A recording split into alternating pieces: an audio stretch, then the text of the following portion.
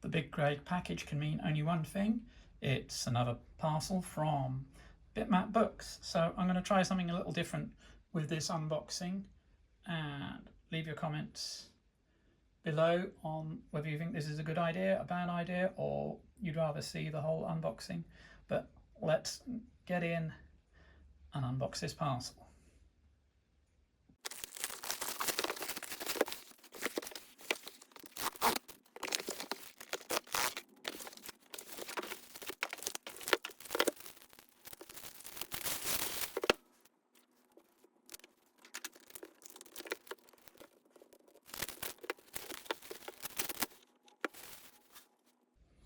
So, under the camera today is Bitmap Book Presents 50 Indie Games That Changed the World.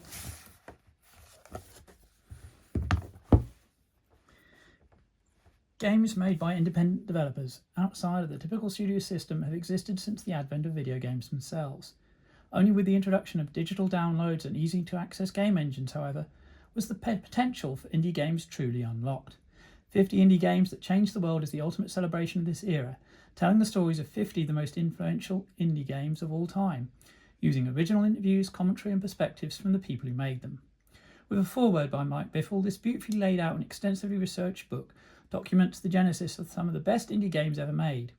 From intense roguelikes like Hades, Rogue Legacy and Spelunky, to emotional heavyweights like Limbo, Journey and Hyperlight Drifter.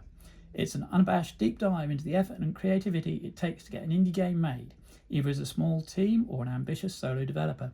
Spanning a myriad of different genres and art styles, these are the titles responsible for birthing the modern indie game scene as we know it today. Cover art by Roberto Zurdo, www.robertozurdo.art, published by Bitmap Books, and written by Aaron Potter, who is someone I've come across in magazines working alongside me. So let's go back to the front and open it up. Gorgeous gold pages. Writing an original concept by Aaron Potter, published by Bitmap Books, designed by Sam Dyer and Richard Ashley Cohen, edited by Steve Jarrett, and as just said, cover art by Roberto Zurdo. So, preface, foreword, introduction, the 50 indie games, honourable mentions, games index, thanks and credits. So, preface by Bitmap Books. There's some clues there to games, and then Mike Bithell, probably best known for Thomas Was Alone and others, and then the introduction. What is an indie game? That's a very good question. You got Shovel Knight, Cuphead, Axiom Verge, all from different teams, different styles, Knights and Bikes, Super Meat Boy. Beyond this page lie the stories behind 50 of the most influential indie games ever made, all of which shine a light on the efforts and patience it takes to make an inventive idea a reality. This list is by no means definitive, being rather a distillation of what sets indie games apart from their AAA competition.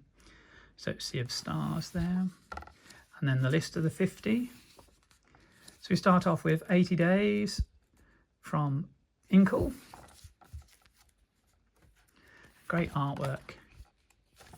And then for each game, how it changed the world. Among Us from Inner Sloth. Design of the crewmates.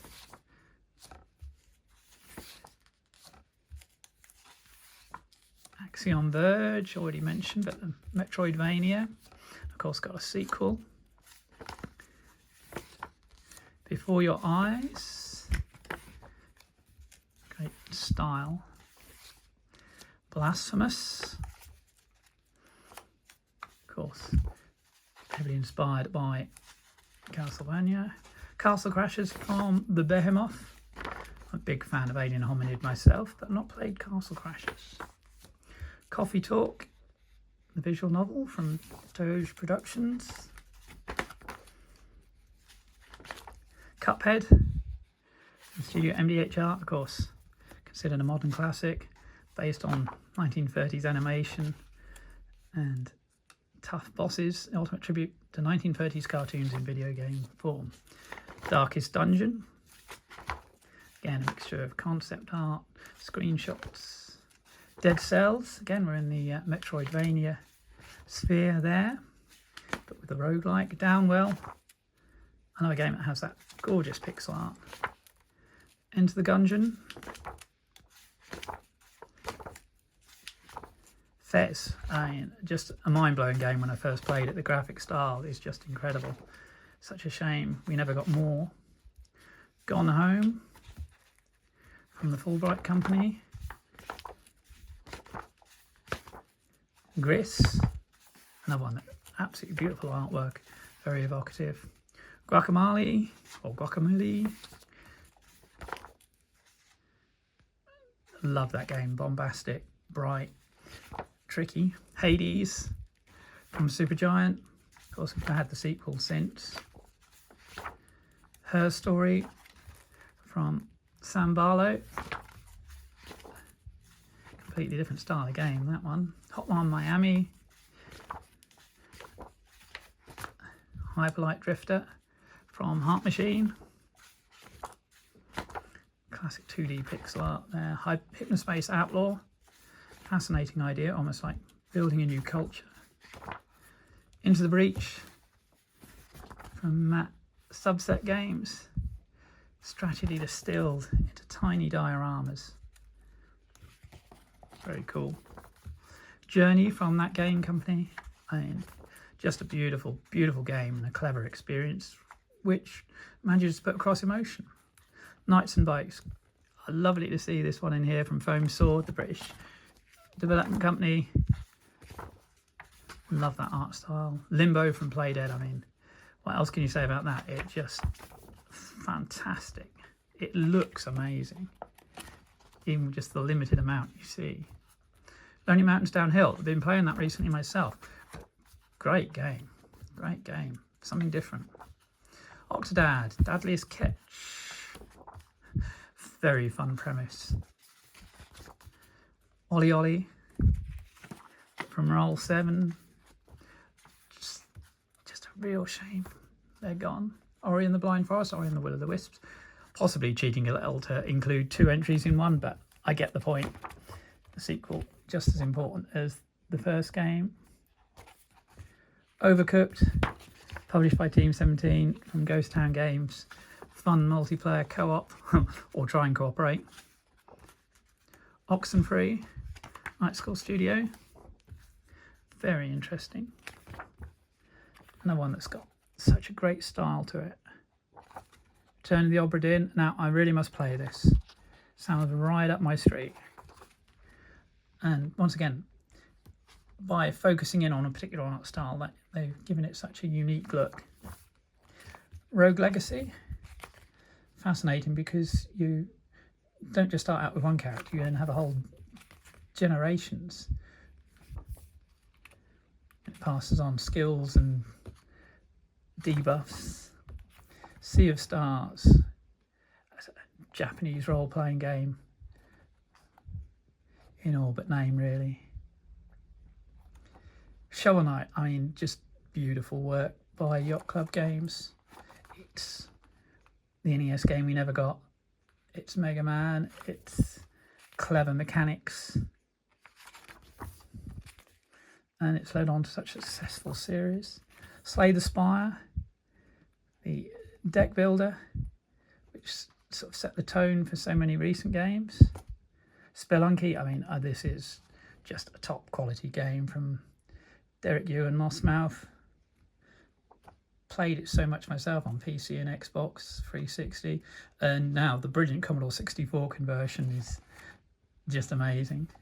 Stardew Valley, not played much of this. Chocofish, obviously hankering after those cozy farming sims from the Super Nintendo, but much updated. Steamwell Dig, again another company image and form that's created a long series from the initial ideas. Stories Untold from No Code, Scottish development team, Nods to the Past, Strange Atmosphere, Super Meat Boy, Team Meat, the indie darling, the star of that famous video game movie, and brilliant. That Dragon Cancer, one of the games in this book that is definitely about the emotion as much as playing the game. That's wonderful it exists to celebrate. Joel, The Binding of Isaac, Edmund Macmillan. What he did next can be controversial, but there's no doubt it's been well received. Thomas Was Alone from Mike Bithell. Again, how can you get emotion into a shape? Such a clever premise, brilliant mechanics. Tunic. I love the style, I love the look of it, the isometrics, and the whole idea of trying to find pages of the manual and understand what's going on. Beautifully done. Undertale, another indie darling, Toby Fox. Again, twisting what you expect, doing something different, and so many people have great stories of that. Unpacking, a very recent hit here, that you tell a story through the locations you move through, and that takes some doing, and so many different items in there, and it's even that. Vampire Survivors, I've put so much time into this. Luca Galanti. I started playing the web version on itch.io, then I downloaded it on Game Pass and played it more, and then stopped playing for a while because it was affecting how much work I was doing, and then picked it up again and got more achievements and unlocked more. So it's one I've gone back to time and again, so definitely deserve its place. Velocity. Not actually played that one myself, so that's an interesting one I might have to check out. What Remains of Edith Finch.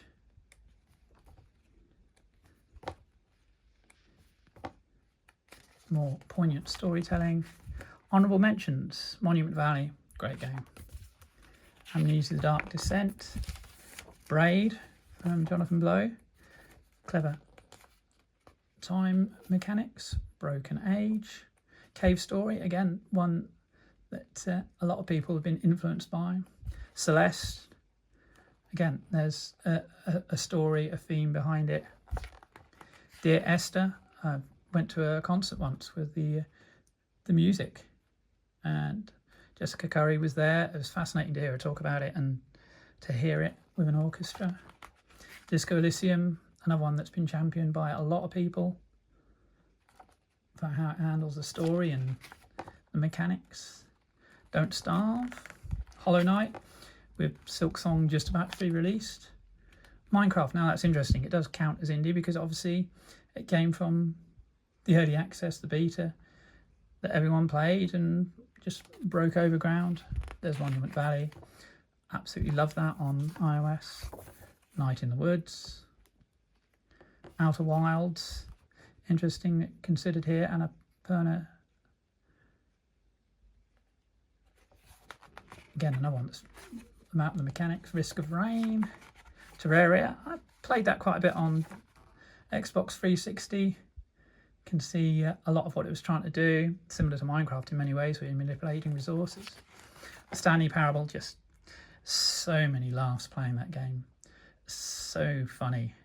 I mean, 19 original endings, 24 added in the Ultra Deluxe Edition, and the way the narrator talks as you do things, it's brilliant. Game Index, the author thanks, and the publisher thanks. So, there we have it. 50 indie games that changed the world, available now from Bitmap Books, and highly recommended. Stay tuned to the channel for more unboxing, retro shelf, merch stand, gameplay and music matters videos.